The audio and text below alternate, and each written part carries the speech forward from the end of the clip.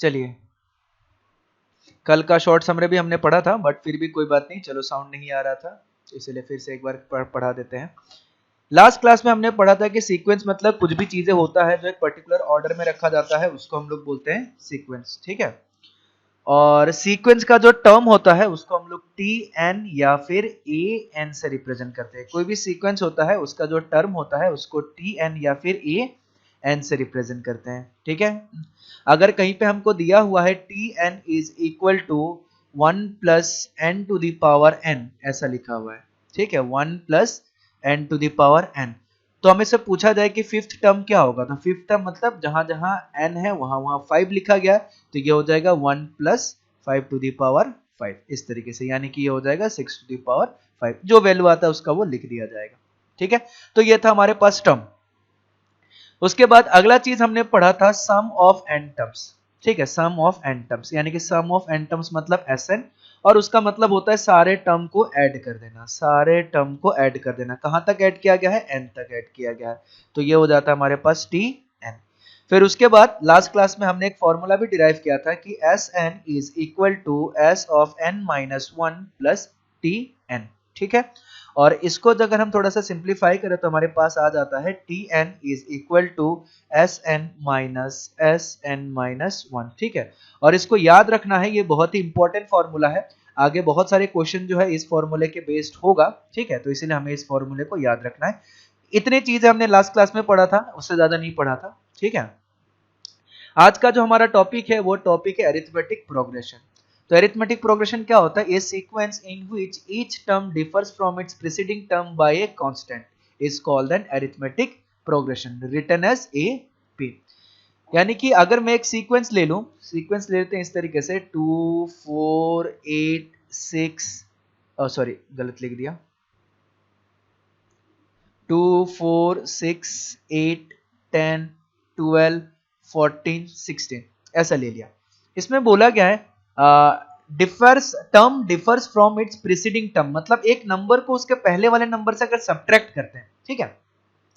मान लेते हैं हमारे पास 4 है, 4 को अगर उससे पहले वाले नंबर से सब्ट्रैक्ट करें, यानी कि 4 माइनस 2 हमारे पास कितना आ जाएगा 2। फिर एक नंबर है 6, 6 को अगर उसके पहले वाले नंबर से माइनस करें 6 माइनस 4, तो वो भी आ जाएगा हमारे पास 2। हमारे पास एक 8 है, 8 को अगर उसके पहले वाले नंबर से माइनस करें 8 माइनस 6, तो हमारे पास आ जाएगा 2।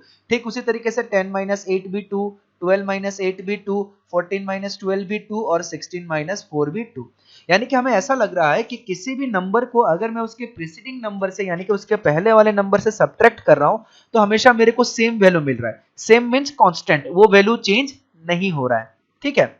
तो ये सारे जो नंबर हमारे मिले, ये सारे जो नंबर हमें मिला 2 4 6 8 10 12 4 एंड 16, ये सारे के सारे एक सेम प्रॉपर्टी शो कर रहा है। और वो प्रॉपर्टी क्या है कि अगर मैं किसी भी टर्म को उसके प्रीसीडिंग टर्म से माइनस करूं तो कांस्टेंट वैल्यू मिल रहा है, यानी कि सेम वैल्यू मिल रहा है। तो इस टाइप के जो भी हमारे पास सीक्वेंस होते हैं उसको हम लोग बोलते हैं अरिथमेटिक प्रोग्रेशन, यानी कि 2 4 6 8 10 12 14 और 16 जो है हम लोग बोलेंगे आर इन एपी। ये सारे के सारे जो है अरिथमेटिक प्रोग्रेशन है। क्यों अरिथमेटिक प्रोग्रेशन है, क्योंकि इसमें इस तरीके के प्रॉपर्टी शो कर रहा है कि इसमें से किसी भी नंबर को उठा के अगर उसके पहले वाले नंबर से माइनस करते हुए जाऊं तो हमें कांस्टेंट वैल्यू मिलेगा, ठीक है। और हमने ये भी पढ़ा था कि कोई भी अगर सीक्वेंस दिया हुआ है तो उस सीक्वेंस का जो पहला टर्म होता है उसको हम लोग बोलते हैं फर्स्ट टर्म, और फर्स्ट टर्म को हम लोग T1 से रिप्रेजेंट करते हैं। सीक्वेंस का जो दूसरा टर्म होता है उसको T2 बोलते हैं, सीक्वेंस का जो तीसरा टर्म होता है उसको T3, फिर उसके बाद इस तरीके से बढ़ता जाता है T4 T5, ठीक है, T6 T7 T8, इस तरीके से बढ़ता जाता है, ठीक है। और मैंने ये भी बताया था कि T से भी रिप्रेजेंट करता है और A से भी रिप्रेजेंट करता है, तो इसको A1 और इसको A2 और इसको A3, ठीक है, इस तरीके से लिख सकते हैं, तो सारी चीजें लिख सकते हैं। अब ध्यान से सुनना, एक प्रॉपर्टी इसी पे बेस हम लोग लिखते हैं कि अगर किसी भी चीज को, किसी भी सीक्वेंस को अगर हम AP में बोलें, कोई भी सीक्वेंस अगर AP में है तो किस तरीके का प्रॉपर्टी शो करेगा, ध्यान से देखना। मैं मान लेता हूं कि हमारे पास बहुत सारे टर्म है, T1 T2 T3 T4, ऐसे करते करते करते करते करते बहुत सारे नंबर हमारे पास है Tn तक, और Tn से पहले जो नंबर आ जाएगा वो हो जाएगा Tn-1। क्यों n-1 आएगा, क्योंकि 4 से पहले 3 आ रहा है यानी कि 4 से एक कम, 3 से पहले 2 आ रहा है यानी कि 3 से एक कम, 2 से पहले 1 आ रहा है यानी कि 2 से एक कम, तो यानी कि tn है, tn से अगर एक कम वाला पूछूंगा तो tn माइनस 1 होगा, ठीक है। इफ हम अगर ऐसा जानते हैं कि इफ ये सारा का सारा टर्म जो है आर इन एपी, अगर हम ऐसा मानते हैं कि ये अगर पूरा का पूरा टर्म एपी में हुआ, देन तब क्या होगा, तब उसमें कुछ इस तरीके की चीजें मिलेगा कि उसका किसी भी एक नंबर को उसके अगर पहले वाले नंबर से सब्ट्रैक्ट कर दूं तो सारा वैल्यू जो है वो सेम आना चाहिए, ठीक है। तो अगर मैं इस तरीके से बोल दूं कि if t1 t2 t3 t4 up to tn are in AP, then t2 minus t1 जो है ये बराबर होगा t3 माइनस t2 का, ये बराबर होगा t4 माइनस t3 का। ऐसे करते करते करते करते बहुत सारे नंबर जो है t equal to tn minus 1, क्योंकि एपी यानी कि एरिथमेटिक प्रोग्रेशन उसी सीक्वेंस को बोला जाता है जिसमें कोई भी टर्म का अगर उसके प्रीसीडिंग टर्म से माइनस करते हुए जाऊं तो सबका सब सेम वैल्यू होना चाहिए, इसलिए सबको क्या कर दिया हमने, इक्वल कर दिया, ठीक है। तो अगर कोई भी चीज एपी में हो तो इस तरीके के सीक्वेंस, इस तरीके के कंडीशन जो है वो फॉलो करेगा, ठीक है। अब ये जो हमें टर्म मिला कि किसी भी टर्म को उसके पहले वाले टर्म से अगर माइनस कर दें और अगर वो पूरा का पूरा एपी बन रहा है तो ये जो डिफरेंस का वैल्यू आएगा वो एक कांस्टेंट आएगा, ठीक है, वो कोई ना कोई एक ही वैल्यू आएगा। जैसे यहाँ पे क्या आया हमारे पास 2 आया, ठीक है, और उस कांस्टेंट को हम लोग बोलते हैं, एक नाम से पुकारते हैं जिसका नाम होता है कॉमन डिफरेंस, ठीक है। उसको हम लोग किस नाम से पुकारते हैं, कॉमन डिफरेंस, उसका नाम होता है कॉमन डिफरेंस, ठीक है, उसका नाम होता है कॉमन डिफरेंस। अगर यहाँ पे देखें, हमें यहाँ पे अगर पूछा जाए कि ये वाला जो सीक्वेंस है, यानी कि ये वाला जो सीक्वेंस है इसमें कॉमन डिफरेंस कितना होगा, तो कॉमन डिफरेंस कितना होगा, किसी भी नंबर को उठा लो और उसके पहले वाले से माइनस कर दो। मान लिया ये दो नंबर उठा लिया, 6 माइनस 4 कितना हो जाएगा 2, यानी कि इस केस में जो हमारे पास कॉमन डिफरेंस आया वो कॉमन डिफरेंस कितना आया, 2 आया, ठीक है। तो ये तो था पहला पॉइंट नोट का। नोट के दूसरे पॉइंट के बारे में हम लोग डिस्कस करते हैं कि दूसरा पॉइंट क्या होगा नोट का। कोई भी अगर टर्म है उसके फर्स्ट टर्म को हम लोग, ठीक है, जो फर्स्ट टर्म होगा एपी के फर्स्ट टर्म को हम लोग जनरली ए कंसीडर करेंगे, ऐसा जरूरी नहीं है, कभी कभी कैपिटल ए स्मॉल ए भी लेंगे, बट जनरली जो है उसको ए कंसीडर करेंगे। और जो भी कॉमन डिफरेंस होगा, ठीक है, जो भी कॉमन डिफरेंस होगा उस कॉमन डिफरेंस को हम लोग जो है स्मॉल डी से रिप्रेजेंट करेंगे, ठीक है, ताकि हमें बार बार समझ में आ जाए। अगर हम कहीं पे ए लिखें तो समझ में आना चाहिए कि ए का मतलब जो है हम लोग फर्स्ट टर्म की बात कर रहे हैं और डी का मतलब जो हम लोग कॉमन डिफरेंस की बात कर रहे हैं, ठीक है।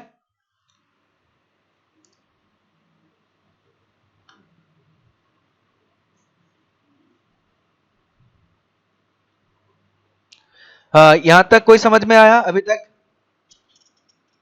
यहां तक क्लियर है,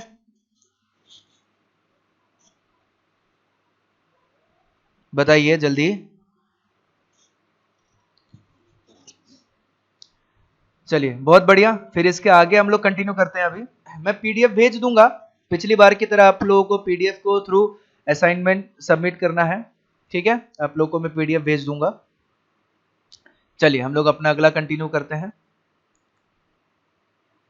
इसके बाद अगला जो हमारा आ जाता है, उसके बाद कुछ कुछ क्वेश्चंस आता है, ठीक है। जो पहला वाला क्वेश्चन हमारा छूट गया था उस क्वेश्चन को पहले सॉल्व कर लेते हैं, ठीक है। हमारे पास एक क्वेश्चन दिया गया है कि show that the progression 8, 11, 14, 17, 20 are in AP and find its first term and common difference. इसका फर्स्ट टर्म और कॉमन डिफरेंस को फाइंड आउट करना है, ठीक है। 8, 11, 14, 17, 20 इस तरीके से क्वेश्चन दिया गया है। 8, 11, 14, 17, 20 और ऐसे बढ़ते जा रहा है, बढ़ते बढ़ते जा रहा है, कहां तक जा रहा है हमें नहीं पता, ऐसे बढ़ते जा रहा है। हमें प्रूफ करना है कि ये एपी है। चलो देखते हैं एपी होगा कि नहीं होगा। हम 11 माइनस 8 कर देते हैं, कितना आएगा 3। हम 14 माइनस 11 कर देते हैं, कितना आएगा 3। हम 17 माइनस 14 कर देते हैं, कितना आएगा 3। हम 20 माइनस 17 कर देते हैं, कितना आएगा 3।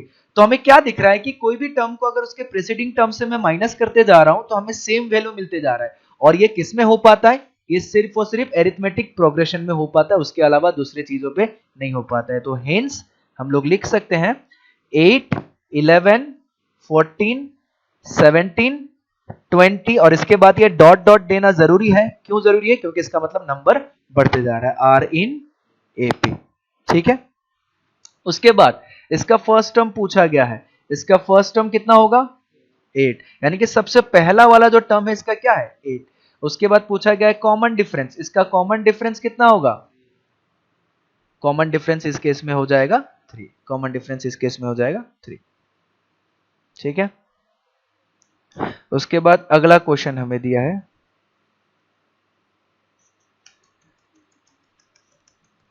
अगला एक और क्वेश्चन दिया है, अगला क्वेश्चन दिया गया है show that the progression are in AP find its first term and common difference. फिर से चलो हम लोग कोशिश करके देखते हैं, ठीक है। सॉल्यूशन, हमें नंबर दिया गया है 11, 6, 1, -4, -9, ऐसे बढ़ते हुए जा रहा है। क्या बढ़ते हुए जा रहा है, कहां तक हमें नहीं पता, हमें बताना है कि ये एपी में है या नहीं है। तो हम लोग क्या करते हैं, 6 - 11, 6 - 11 हमारे पास कितना हो जाएगा, -5, 1 - 6, यानी कि एक नंबर उसके आगे वाले नंबर से हम लोग माइनस कर रहे हैं, ये भी आ जाएगा -5, -4 -1, ये हो गया -5, -9 -4, ये भी आ जाएगा -5। तो इसमें क्या हो रहा है, ये भी -5 मिल रहा है, ये भी -5 मिल रहा है, ये भी -5 मिल रहा है, ये भी -5 मिल रहा है, यानी कि सारा का सारा डिफरेंस जो है हमारे पास सेम आ रहा है। ये जरूरी नहीं है, अभी तक मैंने ये नहीं बताया कि कॉमन डिफरेंस हमेशा पॉजिटिव ही होना पड़ेगा या नेगेटिव ही होना पड़ेगा, इस चीजों के बारे में हमने डिस्कस नहीं किया। हमने सिर्फ ये चीज बताया कि सारा का सारा डिफरेंस जो है वो सेम होना चाहिए। अगर हो रहा है that means what, 11, 6, 1, -4, -9 dot are in AP. ये जो है ये किस में लाई करेगा, एपी में लाई करेगा, ठीक है। इसका जो फर्स्ट टर्म आएगा, फर्स्ट टर्म हमारे पास आ जाएगा 11, ठीक है, और जो कॉमन डिफरेंस आएगा वो कॉमन डिफरेंस कितना आ जाएगा हमारे पास, -5, कॉमन डिफरेंस आएगा -5 और ये आएगा 11, ठीक है। चलिए एक और क्वेश्चन हम लोग करते हैं,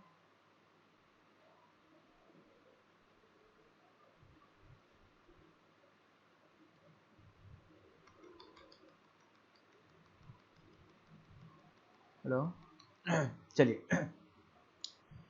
show that each of the following progression is an AP, find the common difference and the next term of each, ठीक है। चलो ये थोड़ा सा अलग क्वेश्चन दिया गया और ये क्वेश्चन तुम लोग देख भी सकते हो, ये क्वेश्चन जो है 2014 में सीबीएसई के बोर्ड ने पूछा था, ये 2012 के सीबीएसई बोर्ड ने पूछा हुआ क्वेश्चन है, यानी कि ये बड़ा ही फेमस क्वेश्चन है। चलिए हम लोग सॉल्व करने की कोशिश करते हैं। सॉल्यूशन, आप लोग भी कोशिश कीजिए सॉल्व करने का। पहला वाला क्वेश्चन हम लोग लेते हैं √7, √28, √63, ठीक है। चलिए ये एपी में है कि नहीं सबसे पहले कोशिश करते हैं। सबसे पहले देखते हैं √7, सॉरी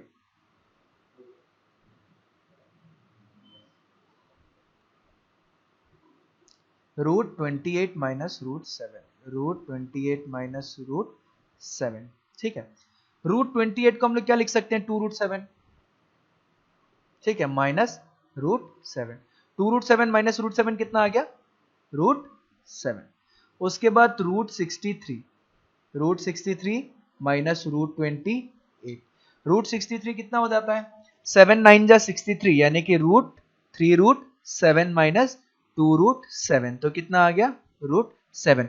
चलिए कॉमन डिफरेंस तो दोनों का सेम आ रहा है, दैट मीन्स व्हाट, ये एपी में आ जाएगा। देयरफॉर √7, √28, √63 आर इन एपी, ठीक है। Find the common difference and the next term. Common difference हमें पता चल गया, कॉमन डिफरेंस जो है, कॉमन डिफरेंस है वो आ गया √7। अब बोला गया है एंड द नेक्स्ट टर्म, यानी कि हमें पूछा गया है कि √63 के आगे कौन सा टर्म आएगा, ठीक है। इसके लिए हम थोड़ा सा पीछे जाते हैं और कुछ चीजों को, पॉइंट को डिस्कस करते हैं। ध्यान से देखना, हमने क्या बोला था, एपी एक ऐसा टर्म होता है जिसमें आगे वाले टर्म को उसके पीछे वाले टर्म से माइनस करने से सेम वैल्यू आता है। बट तुम खुद से सोचो थोड़ा सा, मेरे पास पहला नंबर क्या है, 2, और इसका कॉमन डिफरेंस क्या है, 2। अगर मैं पहले नंबर के साथ 2 को ऐड कर दूं तो हमें क्या मिलेगा, तो दूसरा नंबर क्या आ गया ऑटोमेटिकली, 4। अगर 4 के साथ मैं कॉमन डिफरेंस को ऐड कर दूं तो अगला नंबर क्या आएगा, 6।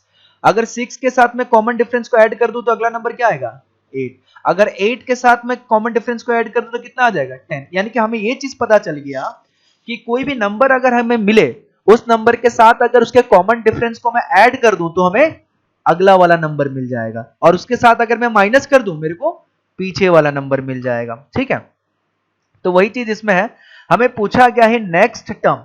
जो नेक्स्ट टर्म होगा, नेक्स्ट टर्म कितना होगा, नेक्स्ट टर्म, नेक्स्ट टर्म मतलब क्या होगा, हमारा आखिरी टर्म क्या है, रूट अंडर 63, तो ये हो जाएगा root under 63 plus common difference, common difference कितना है, रूट 7, रूट अंडर 63 मतलब 3 रूट 7 प्लस रूट 7, यानी कि कितना हो गया 4 रूट 7, और 4 रूट 7 को हम लोग क्या लिख सकते हैं, रूट 16 इंटू 7, तो रूट 16 इंटू 7 कितना हो जाएगा, 6 7 जा 42 कैरी 4, 7 1 जा 7, 7 प्लस 4 11, 112, यानी कि अगला नंबर जो हमारा है कितना आ जाएगा 112। और ये जो नेक्स्ट वाला क्वेश्चन है, नेक्स्ट वाला क्वेश्चन सिमिलर है, मैं चाहूंगा कि नेक्स्ट वाला क्वेश्चन जो है तुम लोग खुद होमवर्क में ट्राई करो, ठीक है, क्योंकि सेम क्वेश्चन बार बार कराने का कोई मतलब नहीं है। तो नेक्स्ट वाला क्वेश्चन मैं जब पीडीएफ सेंड कर दूंगा, या नेक्स्ट वाला क्वेश्चन तुम लोग होमवर्क के नाम पे सॉल्व कर लेना, मैं यहाँ पे लिख भी देता हूँ, और जब पीडीएफ जाएगा तो पीडीएफ में तुम लोग को ये होमवर्क लिखा हुआ भी दिखेगा। ठीक है, ये जो है तुम लोग का ये हो गया होमवर्क, इसको, इस क्वेश्चन को तुम लोग को खुद करना है एज ए होमवर्क के रूप में, होमवर्क। ठीक है, उसके बाद एक और क्वेश्चन देखते हैं, एक और एग्जांपल है हमारे पास।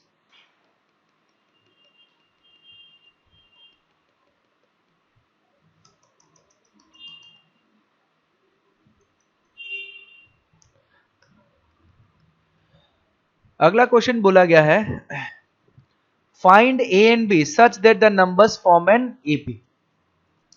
हमें ए और बी फाइंड आउट करने के लिए बोला गया है, और इस तरीके से बोला गया है कि ये पूरा का पूरा जो है वो एपी बनता है। ठीक है, पूरा का पूरा एपी बनता है, हमें ए और बी को फाइंड आउट करने के लिए बोला गया है। सॉल्यूशन चलिए देखते हैं इस तरीके से फाइंड आउट होगा। हमें बोला गया है a comma 9 comma b comma 25 are in AP. इसको किस में बोला गया है, एपी में बोला गया है, सारे का सारा किस में है, एपी में। ठीक है, चलिए बहुत बढ़िया। हमें एक चीज पता है कि हमारे पास पहला टर्म क्या दिया हुआ है, ए। चलो हम कुछ ऐसे कर लेते हैं, हम ऐसा ले लेते हैं कि let the common difference, let the common difference be D. Common difference को हमने क्या ले लिया, डी ले लिया। ठीक है, हमारे जो टर्म है वो दिया गया है ए 9 बी और 25। हमें एक चीज पता है कि पहला टर्म ए है, दूसरा टर्म मिलने के लिए हम लोग क्या करते हैं, फर्स्ट टर्म के साथ क्या करते हैं, कॉमन डिफरेंस को ऐड कर देते हैं। फिर उसके बाद थर्ड टर्म मिलने के लिए हम लोग क्या करेंगे, हम लोग क्या करेंगे, सेकंड टर्म के साथ हम लोग क्या कर देंगे, कॉमन डिफरेंस को ऐड कर देंगे। उसके बाद फिर से हमें फिफ्थ टर्म के लिए फिर हम लोग क्या करेंगे, कॉमन डिफरेंस के साथ ऐड कर देंगे। बट इसको हम लोग थोड़ा सा आसान तरीके से समझते हैं, ध्यान से समझना।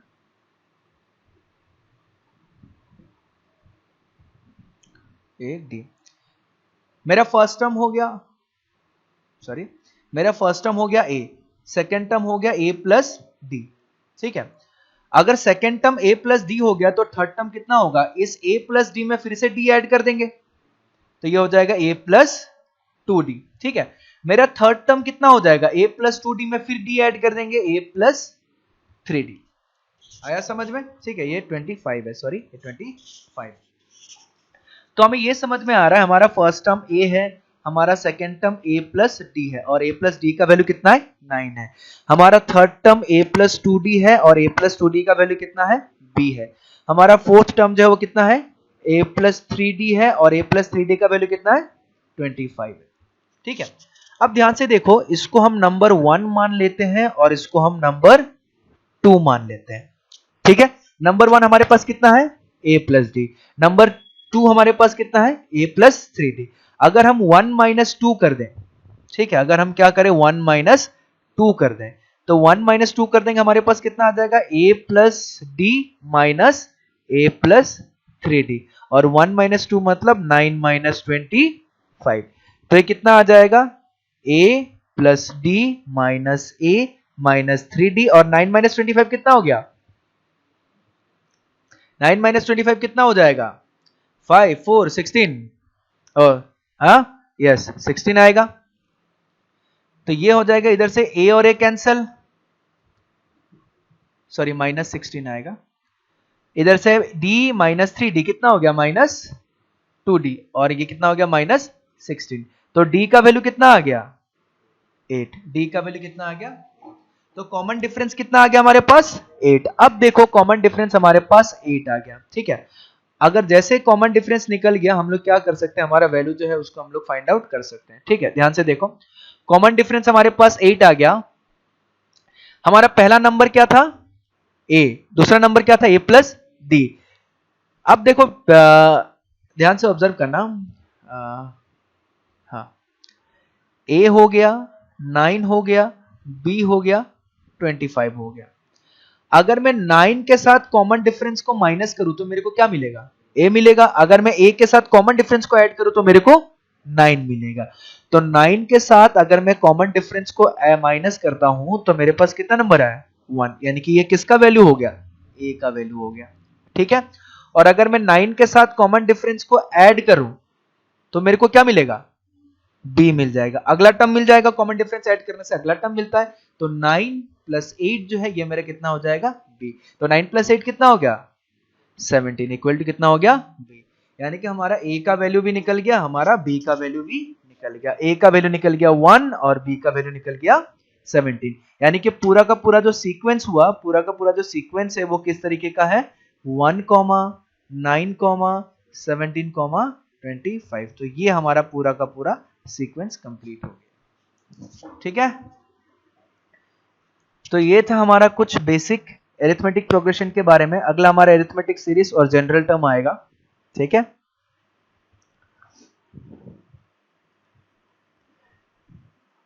ओके, बहुत बढ़िया, वेरी गुड। बहुत लोगों ने सॉल्व कर दिया था। A4 B16, बहुत बढ़िया, वेरी गुड।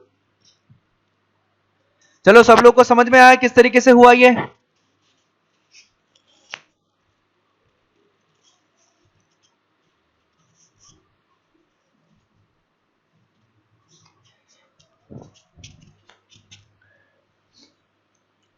चलिए इसके आगे थोड़ा सा हम लोग और पढ़ लेते हैं, अभी समय बचा हुआ है टोटल 5 मिनट तक, सॉरी 5 बजे तक क्लास है हमारा, ठीक है।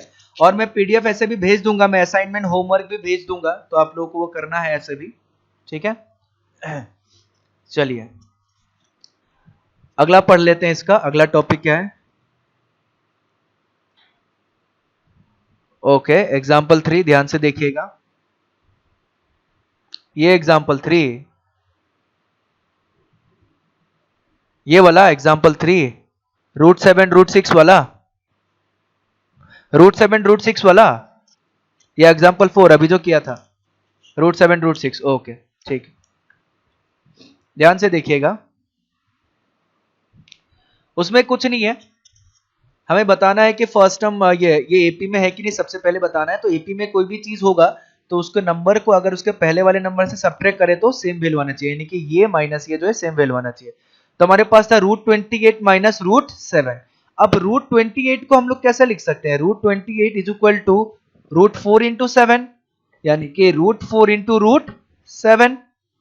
√4 का वैल्यू कितना हो गया? 2, यानी कि कितना हो गया? 2√7। तो ये वैल्यू आ गया हमारे पास 2√7, और √7 तो दिया ही हुआ है, तो ये आ गया √7। ठीक, उसी तरीके से √63 का मतलब कितना हो गया?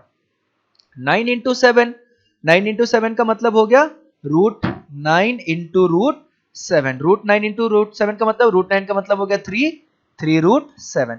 तो ये हमारे पास आ गया 3√7, और √28 का मतलब 2√7 था, तो ये आ गया √7। तो ये हमारे पास क्या आ गया?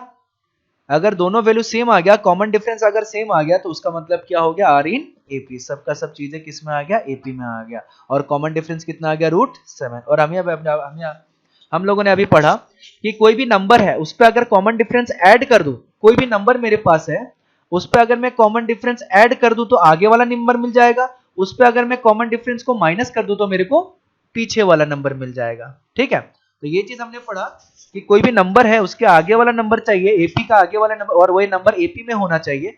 तो कॉमन डिफरेंस ऐड करते ही उसके आगे वाला नंबर आएगा, कॉमन डिफरेंस सब्ट्रैक्ट करते ही उसके पीछे वाला नंबर आएगा। क्लियर है? समझ में आया?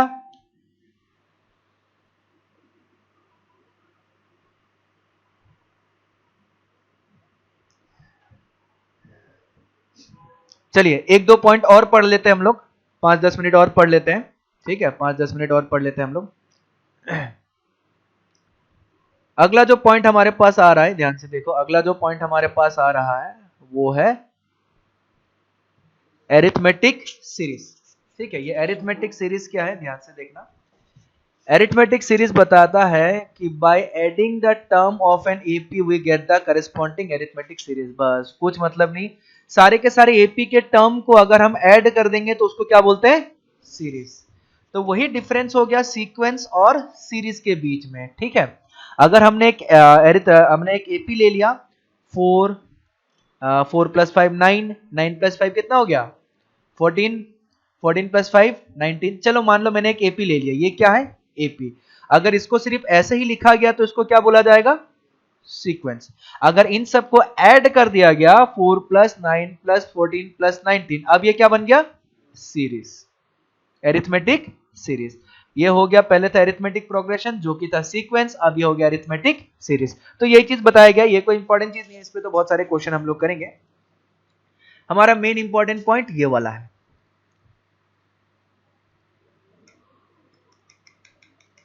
हमारा मेन इंपॉर्टेंट पॉइंट ये वाला है। ठीक है, ये क्या बोला गया है, if the first term of an AP, ये पहला थ्योरम है, तो how to find the general term of an AP. मैंने बताया था कि किसी भी जनरल टर्म को हम टीएन से लिखते हैं। इसका थ्योरम है पहला कि if the first term of an AP is A and its common difference is D, then show that its nth term is given by tn = a + n - 1 d। ठीक है, हमें प्रूफ करना है कि अगर किसी का फर्स्ट टर्म a है, किसी का कॉमन डिफरेंस d है, तो जो nth टर्म होगा, nth टर्म होगा, वो कितना होगा, a + n - 1 d। ये हमें बताना है। चलो इसको प्रूफ करके देखते हैं। ठीक है, कोई भी चीज अगर एपी में होता है, कोई भी चीज अगर एपी में होता है, एपी में अगर फर्स्ट टर्म हमने ले लिया फर्स्ट टर्म इक्वल टू ए, और हमने जो कॉमन डिफरेंस है, ठीक है, हाँ, कॉमन डिफरेंस जो है वो इक्वल टू ले लिया हमने डी। हमारा एपी में क्या होता है, फर्स्ट टर्म मिल गया, अगला टर्म कैसे मिलेगा, उसके साथ कॉमन डिफरेंस को ऐड करने पे। फिर उसका अगला टर्म कैसे मिलेगा, कॉमन डिफरेंस को उसके अगले टर्म के साथ ऐड करने पे। फिर इसके साथ अगर मैं ऐड कर दूंगा, हमको अगला टर्म मिल जाएगा a + 3d।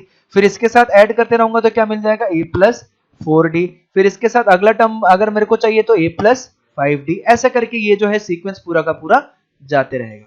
ठीक है, अब ध्यान से देखो और समझने की कोशिश करो। ये जो है, ये हमारा फर्स्ट टर्म है, तो इसको हम लोग कैसे लिखेंगे, t1 फर्स्ट टर्म। ये जो है, ये हमारा सेकेंड टर्म है, तो इसको कैसे लिखेंगे, t2। ये जो है, ये हमारा थर्ड टर्म है, तो ऐसे लिखेंगे t3। ये जो है, ये हमारा फोर्थ टर्म हो गया, तो इसको लिख दिया t4। ये जो है, ये हमारा फिफ्थ टर्म हो गया, तो इसको लिख दिया t5। ये जो है, ये हमारा सिक्स्थ टर्म हो गया, तो इसको लिख दिया t6। ठीक है, अब वैसे ही करते करते क्या हम बता पाएंगे हमारा nth टर्म कितना आएगा। चलो इस चीज को थोड़ा सा समझने की कोशिश करते हैं। अगर मैं t2 लिखूं तो d के आगे, यानी कि d का जो कोफिशिएंट है कितना है, 1, कुछ नहीं है, मतलब कितना नंबर है, 1। अगर मैं t3 निकालता हूं, यानी कि थर्ड टर्म, उसमें d का कोफिशिएंट कितना है, 2। अगर मैं t4 बोलता हूं, उसमें d का कोफिशिएंट कितना है। अगर मैं t5 को निकालना चाहूं तो उसमें d का कोफिशिएंट कितना है। अगर मैं t6 निकालना चाहूं, उसमें d का कोफिशिएंट कितना आ रहा है। यानी कि हमें ये चीज समझ में आ रहा है कि टर्म जो है सबका सेम जैसा ही आ रहा है, बस जितना जो नंबर हमें निकालना है, जो टर्म हमें निकालना है, उससे एक कम जो है वो किसका कोफिशिएंट हो जाएगा, डी का कोफिशिएंट हो जाएगा। बाकी सब में ए जो है वो सब में सेम है, कॉमन है। ठीक है, अब ध्यान से सुनना, ये भी a + d आएगा और d का कुछ कोफिशिएंट आएगा। इसमें कौन सा टर्म निकाल रहे हैं, nth टर्म निकाल रहे हैं, तो d का कोफिशिएंट कितना आएगा, इससे कम आएगा। 6 था तो 6 - 1 कितना, 5, 5 था तो 5 - 1 कितना, 4, 4 था तो 4 - 1 कितना, 3। अब हम nth टर्म निकाल रहे हैं, तो इसका कोफिशिएंट कितना हो जाएगा, n-1। इसका कोफिशिएंट कितना हो जाएगा, n-1। तो यही हो जाता है इसका प्रूफ। यानी कि अगर हम लोग अरिथमेटिक प्रोग्रेशन का, अगर हम लोग nth टर्म निकालेंगे tn, वो किसके बराबर हो जाएगा, a + n-1d। वो किसके बराबर हो जाएगा, a + n-1d। ठीक है, a + n-1d, जिसमें मैं फिर से एक बार बता देता हूं, a मतलब क्या हो जाएगा, फर्स्ट टर्म, d मतलब क्या हो जाएगा, कॉमन डिफरेंस, ये सब चीजें एकदम नहीं भूलना है। और tn का मतलब क्या हो गया, nth टर्म, जिस टर्म के बारे में पूछा गया है, कौन से नंबर वाला टर्म है उसके बारे में पूछा गया है। तो उसका फॉर्मूला क्या होता है, tn is equal to a plus n minus one D. इसका क्या फॉर्मूला होता है, tn is equal to a plus n minus one D.